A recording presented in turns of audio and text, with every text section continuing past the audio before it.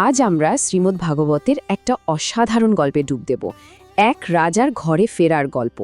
দীর্ঘ সময় পর তিনি যখন নিজের রাজ্যে ফিরছেন, তখন প্রজাদের মধ্যে যে বাঁধ ভাঙা আনন্দ, যে আবেগ, চলুন সেই মুহূর্তগুলোকেই আজ আমরা ফিরে দেখি। গল্পটা শুরুই হচ্ছে এক গভীর আকুতি দিয়ে। ভাবুন একবার, এই একটা কথাতেই কি গভীর আকুতি লুকিয়ে আছে। একটা পুরো শহর তার রক্ষাকর্তার জন্য কতটা অধীর আগ্রহে অপেক্ষা করছে, এই লাইনটাতেই তা পরিষ্কার বোঝা যায়। এটাই কিন্তু পুরো গল্পের মূল সুর। তো গল্পটা শুরু হচ্ছে ঠিক এইভাবে। শ্রীকৃষ্ণ তার রাজ্য আনর্থ এর ঠিক বাইরে এসে পৌঁছেছেন, আর সেখানে দাঁড়িয়ে তিনি বাজাচ্ছেন তার সেই বিখ্যাত শঙ্খ। এই শঙ্খের শব্দ কিন্তু শুধু তার আসার খবর দিচ্ছে না, বলা হয় এই শব্দ মানুষের সব দুঃখ দূর করে দিতে পারে। ব্যাপারটা কিন্তু শুধু একটা শঙ্খের আওয়াজ নয়, এর শক্তিটা একবার ভাবুন। বলা হচ্ছে এর ধ্বনি এতটাই শক্তিশালী যে তা গোটা পৃথিবীর ভয়কে শান্ত করে দেওয়ার ক্ষমতা রাখে। এটা ছিল এক দৈব ক্ষমতার প্রকাশ, যা প্রজাদের মনের সব সংশয়, সব বিষাদ এক মুহূর্তে মুছে দিচ্ছে। আর যেই না সেই দৈব শব্দ কানে গেল, অমনি শহরের মানুষজন, যারা এতদিন ধরে আকুল হয়ে অপেক্ষা করছিল, তারা সবাই ঘর থেকে ছুটে বেরিয়ে এলো। কোনো আয়োজন করে নয়, কোনো পরিকল্পনা ছাড়াই, শুধু মন থেকে তাদের প্রিয় রক্ষাকর্তাকে একবার চোখের দেখা দেখার জন্য। এখন দেখা যাক শহরের মানুষগুলো ঠিক কী বলছে, কারণ তাদের কথাগুলো শুধু স্বাগত জানানো নয়, তার চেয়েও অনেক বেশি কিছু। এটা আসলে একটা প্রার্থনা, যা কৃষ্ণর সঙ্গে তাদের সম্পর্কের গভীরতাটা আমাদের সামনে তুলে ধরে। তারা বলছে, আমরা আপনার পায়ে প্রণাম করি, যেখানে অজেয় সময় ও শক্তিহীন। ব্যাপারটা খেয়াল করার মতো, তাই না? তারা কিন্তু তাকে শুধু একজন রাজা হিসেবে দেখছে না, তারা দেখছে একজন চিরন্তন রক্ষক হিসেবে, যার ওপর সময়ের কোনো প্রভাবই খাটে না। আর সম্পর্কটা দেখুন কেমন গভীর থেকে আরও গভীরে যাচ্ছে। তারা বলছে, আপনি আমাদের মা, আমাদের বাবা, আমাদের সবচেয়ে কাছের বন্ধু আর পথ প্রদর্শক। একজন শাসকের সাথে প্রজাদের এমন ব্যক্তিগত, এমন পারিবারিক সম্পর্ক ভাবা যায়? আর প্রার্থনার এই অংশটা শুনলে তো মনটা কেমন ভরে যায়। আপনার ওই হাসি মুখটা একবার দেখতে পাওয়া, যা ত্রিভুবনের সবচেয়ে সুন্দর জিনিস, সেটাই আমাদের পরম সৌভাগ্য। তার উপস্থিতিটাই যে কি অমন আনন্দের, এই কথাগুলোই সেটাই ফুটে উঠেছে। এতক্ষণ তো আমরা মানুষের মনের কথা শুনলাম। চলুন এবার চোখ ফেরাই সেই জাঁকজমকপূর্ণ শহর দ্বারকার দিকে। দেখি রাজার ফেরার জন্য সেই সোনার শহর কিভাবে সেজে উঠেছিল। প্রস্তুতিটা ছিল চোখে পড়ার মতো। ভাবুন একবার, প্রথমে বানানো হলো বিশাল বিশাল গেট রাজাকে স্বাগত জানানোর জন্য। তারপর শহরে প্রধান রাস্তা থেকে শুরু করে বাজার, সব কিছু ঝকঝকে করে পরিষ্কার করা হলো। এরপর রাস্তায় ছিটানো হলো সুগন্ধি জল, যাতে বাতাসটাও পবিত্র হয়ে ওঠে। আর সব শেষে প্রত্যেকটা বাড়ির দরজায় রাখা হলো ফল আর ফুলের অর্ঘ্য, যেন পুরো শহরটাই একটা মন্দির হয়ে উঠেছে। পুরো শহরটাই যেন একটা জীবন্ত উৎসব হয়ে উঠেছিল। চারিদিকে এত রঙিন পতাকার ব্যানার যে আকাশ প্রায় ঢেকে গেছে। শুধু বড় রাস্তা বা বাজারই নয়, অলিগলি পর্যন্ত সাজানো। প্রত্যেকটা বাড়ি সাজানো হয়েছে মালা, প্রদীপ আর মঙ্গল ঘর দিয়ে। আর বাতাসে ভেসে বেড়াচ্ছে মন্ত্র আর গানের সুর, সব মিলিয়ে এক অসাধারণ পরিবেশ। শহরের এই বিশাল রাজকীয় আয়োজন থেকে এবার আমরা একটু ভেতরের দিকে যাব, কৃষ্ণের ব্যক্তিগত জীবনে। দেখব তার পরিবারের সঙ্গে পুনর্মিলনের সেই আবেগঘন মুহূর্তগুলো, যেখানে তিনি রাজা থেকে এক নিমেষে ছেলে হয়ে উঠছেন। প্রথমে তো হলো আনুষ্ঠানিক পর্ব। সামনে এগিয়ে এলেন গুরুজনেরা, বসুদেব, উগ্রসেন, বলরাম। তার ছেলেরাও ছিল, যেমন প্রদ্যুম্ন আর শাম্ভ। একে একে প্রণাম, করমর্দন, আলিঙ্গন সবই হল। পুরোহিতরা আশীর্বাদ করলেন, কবিরা তার প্রশংসায় স্তুতি গাইলেন। সব মিলিয়ে এক রাজকীয় অভ্যর্থনা। এখানেই কিন্তু আসল ব্যাপারটা লুকিয়ে আছে। একদিকে দেখুন রাজার সম্মান, যা বেশ আনুষ্ঠানিক, আর অন্যদিকে দেখুন ছেলের ঘরে ফেরা, একদম অন্যরকম। দেবকীর নেতৃত্বে 7 জন মা তাকে পেয়ে একেবারে শিশুর মতো কোলে তুলে নিলেন, আর তাদের সেই বাঁধভাঙা আনন্দের কান্নায় তার মাথা ভিজে গেল। একই মানুষ, কিন্তু এখানে তিনি আর রাজা নন, তিনি শুধু তাদের আদরের ছেলে। এরপর তিনি পা রাখলেন তার নিজের মহলে, আর সেখানে অধীর আগ্রহে অপেক্ষা করছিলেন তার ১৬,০০০-এরও বেশি স্ত্রী। ভাবুন তো, এটাও তো একটা বিশাল পুনর্মিলন। তাদের স্বাগত জানানোর ধরনটা ছিল একদম অন্যরকম। কোনো কথা নেই, কিন্তু কি গভীর আবেগ। এই লাইনটা দেখুন, লজ্জার কারণে তারা প্রথমে হৃদয় দিয়ে, তারপর চোখ দিয়ে তাকে আলিঙ্গন করলেন। মানে ভালোবাসার প্রকাশটা হচ্ছে শুধু চোখের দৃষ্টি দিয়ে, যা কোনো কথার চেয়ে কম শক্তিশালী নয়। তো গল্পের একদম শেষ পর্যায়ে এসে চলুন একটু এর পেছনের গভীর ভাবনাটা বোঝার চেষ্টা করি। মানবরূপে থেকেও কিভাবে তিনি সবার থেকে আলাদা, এই স্ববিরোধিতার ধারণাটা এবার একটু দেখা যাক। এখানে একটা দারুণ কনসেপ্ট আছে, যাকে বলা হয় লীলা, মানে ঐশ্বরিক খেলা। ব্যাপারটা হলো, পরম সত্তা একজন সাধারণ মানুষের মতোই জীবন কাটাচ্ছেন। তিনি রাজা, তিনি স্বামী, তিনি পুত্র, কিন্তু এত কিছুর মধ্যে থেকেও তিনি ভেতর থেকে সম্পূর্ণ নির্লিপ্ত। জাগতিক কোনো কিছুই তাকে স্পর্শ করতে পারে না। তার কাজের মধ্যে একটা অদ্ভুত বৈপরীত্য খুঁজে পাওয়া যায়। দেখুন, বলা হচ্ছে তিনি বড় বড় সেনাবাহিনীকে হারানোর পরিকল্পনা করেছেন, কিন্তু মজার ব্যাপার হলো তিনি নিজে কখনো অস্ত্রই ধরেননি। তার উপস্থিতি আর প্রভাবটাই ছিল আসল শক্তি। এই উপমাটা কি দারুণ, তাই না? তিনি প্রকৃতির গুণাবলীর মধ্যে থেকেও তাদের দ্বারা প্রভাবিত হন না, ঠিক যেমন আকাশ মেঘের দ্বারা স্পর্শিত হয় না। মানে তিনি আমাদের এই পৃথিবীতেই বাস করছেন, কিন্তু এর কোনো সীমাবদ্ধতা, কোনো দুঃখ কষ্ট তাকে ছুঁতে পারে না। ঠিক যেমন মেঘ আকাশে ভাসে, কিন্তু আকাশকে নোংরা করতে পারে না। শেষ পর্যন্ত এই পুরো গল্পটা আমাদের একটা খুব বড় প্রশ্নের সামনে দাঁড় করিয়ে দেয়, কিভাবে অসীম সত্তা এই সসীম মানব শরীরে বাস করতে পারে। এই প্রশ্নটার মধ্যেই হয়তো এই আখ্যানের আসল রহস্যটা লুকিয়ে আছে, যা আমাদের ভাবার জন্যে ছেড়ে দেওয়া হলো।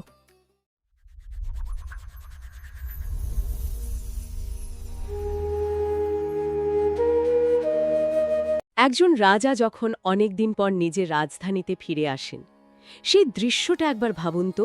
চারিদিকে একটা উৎসবের ধুম, প্রজাদের উল্লাস, রাজকীয় সংবর্ধনা।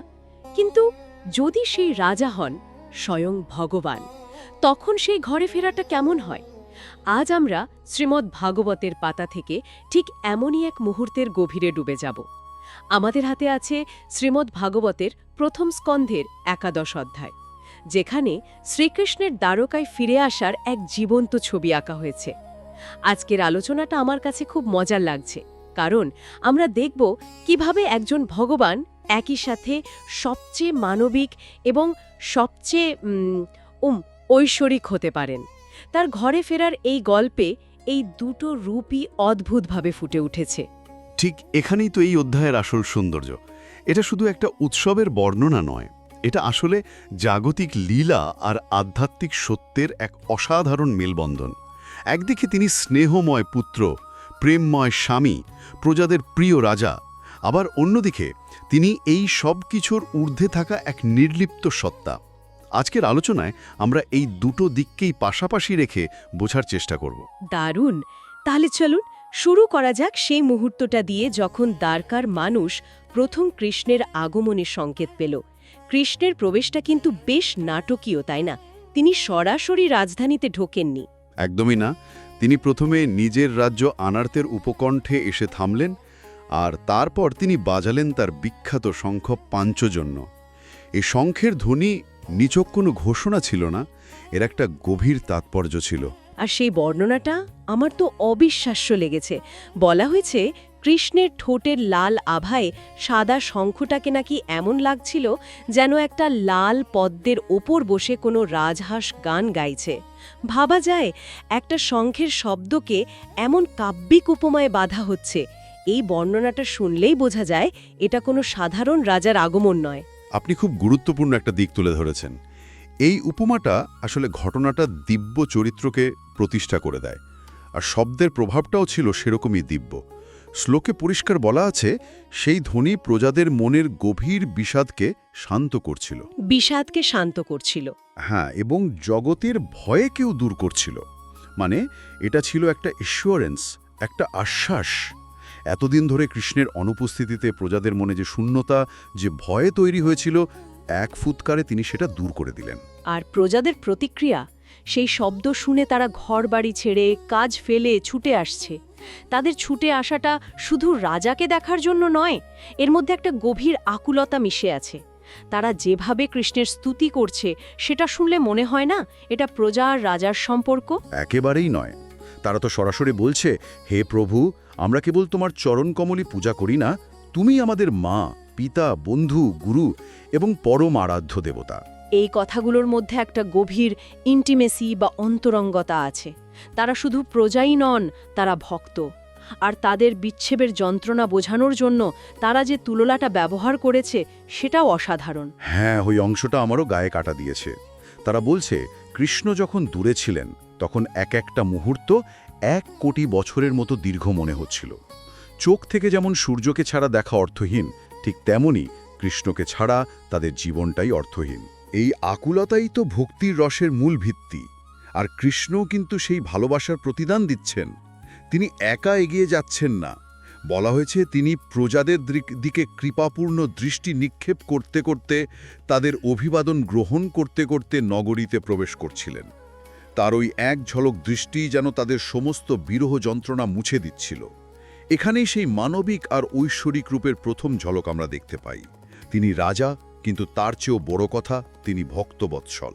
প্রজাদের এই ভালোবাসা তো অবিশ্বাস্য, কিন্তু যে রাজার জন্য এত ভালোবাসা, তার রাজ্য, তার নগরী দ্বারকা, সেটিই বা কেমন ছিল? নিশ্চয়ই অসাধারণ কিছু হবে। অসাধারণ বললেও কম বলা হয়। দ্বারকার বর্ণনা পড়লে মনে হয় এটা যেন এক পৌরাণিক স্মার্ট সিটি। আজকের দিনে আমরা একটা আদর্শ শহরের কথা ভাবলে কি ভাবি? নিরাপত্তা, সৌন্দর্য, পরিবেশ, সমৃদ্ধি, সবকিছুই। দ্বারকার বর্ণনায় এই সবকটি উপাদানই উপস্থিত। ইন্টারেস্টিং। কিভাবে? দেখুন, নিরাপত্তার কথাই যদি ধরি, বলা হয়েছে নগরীটি মধু, ভোজ, দশার্হ, অন্ধক, বৃষ্ণি বংশের মতো মহাবীর যোদ্ধাদের দ্বারা সুরক্ষিত। তুলনা করা হয়েছে পাতালপুরীর সাথে, যা নাগদের দ্বারা সুরক্ষিত থাকে। মানে এর নিরাপত্তা ছিল দুর্ভেদ্য। আবার সৌন্দর্যের দিকে তাকালে দেখবেন নগরী জুড়ে ছিল উদ্যান আর উপবন, যেখানে সব ঋতুর ফুল ও ফল পাওয়া যেত। পদ্মফুলে ভরা দিঘি, পাখির কলতান, এক কথায় প্রকৃতির এক নিখুঁত সন্তুলন।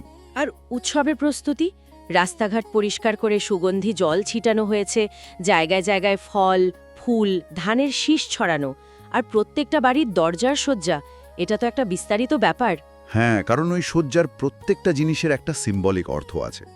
যেমন ধরুন, প্রতিটা বাড়ির দরজায় 2 অক্ষত, মানে ভাঙা নয় এমন চাল, ফল, ইক্ষু বা আখ আর জলে ভরা পূর্ণকুম্ভ রাখা হয়েছে। এগুলো কিন্তু শুধু সাজানোর জন্য নয়, পূর্ণকুম্ভ সমৃদ্ধি আর মঙ্গলের প্রতীক। আচ্ছা। 2 বা অক্ষত, এগুলো শুভ চিহ্ন। ধূপ দ্বীপের গন্ধে চারদিক আমোদিত। এই আয়োজনটা আসলে নগরবাসীর সম্মিলিত ভক্তি আর মঙ্গল কামনার একটা প্রতিপ্রকাশ। এটা শুধু জাগতিক সমৃদ্ধি নয়, এটা একটা আধ্যাত্মিক চেতনারও প্রতিফলন। তার মানে এই যে নগরীর এত ঐশ্বর্য, এত সাজসজ্জা, এটা আসলে কৃষ্ণের উপস্থিতিরই একটা প্রতিফলন। যেখানে তিনি আছেন সেখানেই লক্ষ্মী বা সমৃদ্ধি বিরাজ করে, এই বার্তাটাই কি দেওয়া হচ্ছে? একদম ঠিক এই পয়েন্টেই আসতে চাইছিলাম।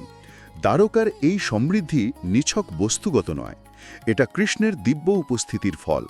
তাই তার প্রত্যাবর্তনে নগরী যেন নিজের প্রাণ ফিরে পেয়েছে। নগরীর এই সজ্জা আসলে কৃষ্ণের প্রতি তার কৃতজ্ঞতা জানানোর একটা উপায়। আচ্ছা, নগরের সাধারণ মানুষ তো ছুটে এলো, কিন্তু রাজপরিবার, অন্যান্য গণ্যমান্য ব্যক্তিরা, তাদের অভ্যর্থনাটা কেমন ছিল? সেটাও ছিল দেখার মতো। শুধু সাধারণ মানুষ নয়, দ্বারকার শ্রেষ্ঠ ব্যক্তিরা, যেমন কৃষ্ণের পিতা বসুদেব, তার বড় ভাই বলরাম, অক্রূর, উগ্রসেন, এমনকি তার নিজের পুত্ররাও। প্রদ্যুম্ন, শাম্ভ। হ্যাঁ, তারা সকলেই এগিয়ে এসেছিলেন। শ্লোকে একটা খুব সুন্দর বর্ণনা আছে।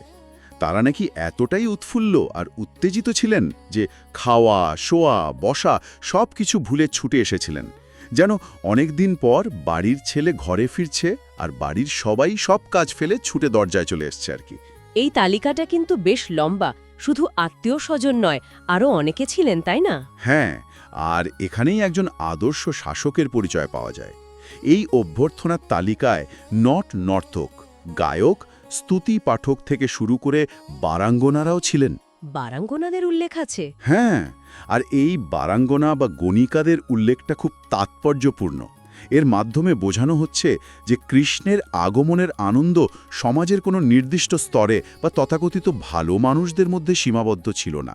সমাজের উঁচু নিচু ভালো মন্দ নির্বিশেষে সকলেই তার আগমনে সমানভাবে আনন্দিত। তিনি কোনো গোষ্ঠীর নন, তিনি সকলের। আর কৃষ্ণও কিন্তু সবার সঙ্গে সমানভাবে মিশছেন। তার আচরণে কোনো রাজকীয় দূরত্ব নেই। কাউকে প্রণাম করছেন, কাউকে আলিঙ্গন করছেন, কারোর সাথে হাত মেলাচ্ছেন, আবার কারোর দিকে শুধু মিষ্টি হেসে তাকাচ্ছেন। এমনকি সমাজের সবচেয়ে নিচু স্তরের মানুষদেরও তিনি আশীর্বাদ করছেন। এটাই তো তার লীলা। তিনি প্রত্যেককে তার যোগ্যতা এবং সম্পর্ক অনুযায়ী সম্মান দিচ্ছেন। এখানে তিনি একাধারে পুত্র, বন্ধু, রাজা এবং ভগবান। কিন্তু সবচেয়ে আবেগঘন মুহূর্তটা তৈরি হল যখন তিনি মাতৃগৃহে প্রবেশ করলেন। সেখানে তিনি তার 7 জন মা অর্থাৎ দেবকী এবং তার অন্য সৎমায়েদের পায়ে হাত দিয়ে প্রণাম করলেন। আর মায়েরা তাকে কোলে বসিয়ে স্নেহের অশ্রুতে স্নান করিয়ে দিলেন। বলা হয়েছে বাৎসল্যবশত তাদের স্তন থেকে দুধ নিঃসৃত হচ্ছিল। এই দৃশ্যটা একদিকে যেমন খুব মানবিক, তেমনি এর মধ্যে একটা দিব্য বাৎসল্য রস ফুটে উঠেছে। ভগবান হওয়া সত্ত্বেও তিনি এই বিশুদ্ধ মানবিক সম্পর্কের অংশ নিচ্ছেন। ঠিক তাই, বাৎসল্য রস হল সেই ভক্তির খুব যেখানে ভগবানকে নিজের সন্তান হিসেবে দেখা হয়। এখানে মায়েরা কিন্তু ঈশ্বরকে দেখছেন না, তারা তাদের আদরের ছেলেকে দেখছেন যে বহুদিন পর ঘরে ফিরেছে। আর কৃষ্ণও সেই পুত্রের ভূমিকা নিখুঁতভাবে পালন করছেন। এই মুহূর্তগুলো তার মানবিক দিকটাকে উজ্জ্বল করে তোলে। এই সমস্ত রাজকীয় এবং পারিবারিক সংবর্ধনার পর কৃষ্ণ প্রবেশ করলেন তার নিজের অন্দরমহলে, যেখানে তার 16,000-এরও বেশি পত্নী থাকতেন। তাদের প্রতিক্রিয়াও ছিল অদ্ভুত সুন্দর। স্বামীকে বহুকাল পর ফিরতে দেখে তারা আসন ছেড়ে উঠে দাঁড়ালেন, কিন্তু লজ্জায় মুখ নিচু করে রইলেন। তাদের মনের অবস্থাটা একবার কল্পনা করুন। একদিকে স্বামীকে ফিরে পাওয়ার তীব্র আনন্দ, অন্যদিকে ভারতীয় সংস্কৃতির চিরাচরিত লজ্জা আর সংকোচ। তারা প্রথমে দৃষ্টির মাধ্যমে, তারপর আলিঙ্গনের মাধ্যমে তাদের প্রেম নিবেদন করলেন। এই বর্ণনাগুলো কৃষ্ণকে একজন প্রেমময় স্বামী হিসেবে প্রতিষ্ঠা করে, কিন্তু ঠিক এখানেই গল্পটা একটা নাটকীয় মোড় নেয়। এখানে আমার একটা প্রশ্ন জাগছে। এটা আমার কাছে একটু বিরোধাভাসী বা প্যারাডক্সিক্যাল লাগছে। একদিকে দেখানো হচ্ছে তিনি এতগুলো মানবিক সম্পর্কে জড়িত, সবার সাথে মিশছেন, মায়েদের দেখে কাঁদছেন, স্ত্রীদের প্রতি স্নেহশীল। আবার অন্যদিকে তাকে নির্লিপ্ত বা ডিটাচড বলা হয়। এই দুটো বিষয়কে একসাথে কিভাবে বোঝা সম্ভব? এটাই এই অধ্যায়ের সবচেয়ে গুরুত্বপূর্ণ এবং সবচেয়ে গভীর দার্শনিক প্রশ্ন, আর এর উত্তরটা শেষ কয়েকটি শ্লোকেই লুকিয়ে আছে। আপাত দৃষ্টিতে কৃষ্ণকে একজন সাধারণ মানুষের মতোই দেখানো হয়েছে। তার স্ত্রীরাও তাকে একজন স্নেহশীল এবং অনুগত স্বামী হিসেবেই দেখতেন, যিনি একান্তে তাদের মন জুগিয়ে চলেন। কিন্তু এর আড়ালেই লুকিয়ে আছে আসল সত্য। সেই সত্যটা কি? শেষ শ্লোকগুলোতে বলা হচ্ছে যে রানীদের ভ্রুকুটির ইশারায়, কটাক্ষে স্বয়ং কামদেবও মোহিত হয়ে যেতেন। সেই রানীরাও তাদের সমস্ত প্রচেষ্টা দিয়েও কৃষ্ণের ইন্দ্রিয়কে সামান্যতম বিচলিত করতে পারতেন না। এটাই হলো ঈশ্বরের ঐশ্বর্য বা ঈশান। তিনি জগতের সমস্ত সম্পর্কের মধ্যে থেকেও, সমস্ত লীলার মধ্যে থেকেও সেই জগতের গুণ বা মায়ার দ্বারা প্রভাবিত হন না। তিনি যেন জলের মধ্যে থাকা পদ্মপাতার মতো, জলেই থাকেন কিন্তু জলে ভেজেন না। তাহলে এই যে 16,000 স্ত্রীর সাথে তার সংসার জীবন, এটা কি শুধুই একটা অভিনয়? অভিনয় বললে ভুল হবে না, এটা তার লীলা। তিনি সেই ভূমিকাগুলো পালন করছেন, কিন্তু সেই ভূমিকার সাথে নিজেকে একাত্ম করে ফেলছেন না। সাধারণ মানুষ নিজেদের আসক্তি আর সীমাবদ্ধতার মাপকাঠি দিয়ে তাকে বিচার করে। তারা ভাবে তিনিও হয়তো তাদের মতোই বিষয় বাসনার অধীন। কিন্তু তিনি সর্বদা নিজের আত্মস্বরূপে স্থির থাকেন। এখানেই সাধারণ মানুষ আর ঈশ্বরের মধ্যে পার্থক্য। শ্রীকৃষ্ণের এই নির্লিপ্ততার সাথে গীতার কর্মযোগের দর্শনের একটা গভীর মিল খুঁজে পাওয়া যায়। কর্ম করো, কিন্তু ফলের প্রতি আসক্ত হয়েও না। কৃষ্ণ এখানে সেটাই নিজের জীবনে করে দেখাচ্ছেন। তিনি শ্রেষ্ঠ রাজা, শ্রেষ্ঠ পুত্র, শ্রেষ্ঠ স্বামী, সব দায়িত্বই পালন করছেন, কিন্তু কোনো কিছুর সাথে নিজেকে বাঁধছেন না। তার মানে একটি চমকালো ঘরে ফেরার গল্প দিয়ে শুরু করে আমরা পৌঁছলাম এক গভীর দার্শনিক উপলব্ধিতে। জাগতিক সম্পর্কের আনন্দ উদযাপন করার মধ্যে থেকেও কিভাবে সম্পূর্ণ নির্লিপ্ত থাকা যায় তারই এক চূড়ান্ত উদাহরণ শ্রীকৃষ্ণ এখানে স্থাপন করেছেন। একদম। এই অধ্যায়টা আমাদের এটাই শেখায় যে আধ্যাত্মিকতা মানে সংসার বা সম্পর্ক ত্যাগ করা নয়, বরং সম্পর্কের মধ্যে থেকেও দায়িত্ব পালন করেও কিভাবে তার ঊর্ধ্বে ওঠা যায় সেটাই আসল সাধনা। কৃষ্ণ তার আচরণের মাধ্যমে সেই পথই দেখিয়েছেন। উৎসব, আবেগ, সম্পর্ক এই সব কিছুর আড়ালে এক গভীরতর সত্য লুকিয়ে থাকতে পারে। এই অধ্যায়ের একেবারে শেষে একটা খুব গুরুত্বপূর্ণ কথা বলা হয়েছে যে মূঢ় বা অজ্ঞ ব্যক্তিরাই ঈশ্বরকে নিজেদের মতো সাধারণ ও আসক্ত বলে মনে করে। এখান থেকে কিন্তু আজকের দিনের জন্য ভাবনার একটা বড় খোরাক পাওয়া যায়। আমরা আমাদের চারপাশের জগৎ, মানুষ, এমনকি কোনো দিব্য সত্তাকে বিচার করার সময় কতটা নিজেদের মানবিক সীমাবদ্ধতা আর প্রি-কনসিভড নোশনসের চশমা দিয়ে দেখি। সেই চশমার বাইরে তাকালে হয়তো এক সম্পূর্ণ অন্য সত্যের সন্ধান পাওয়া যেতে পারে, তাই না?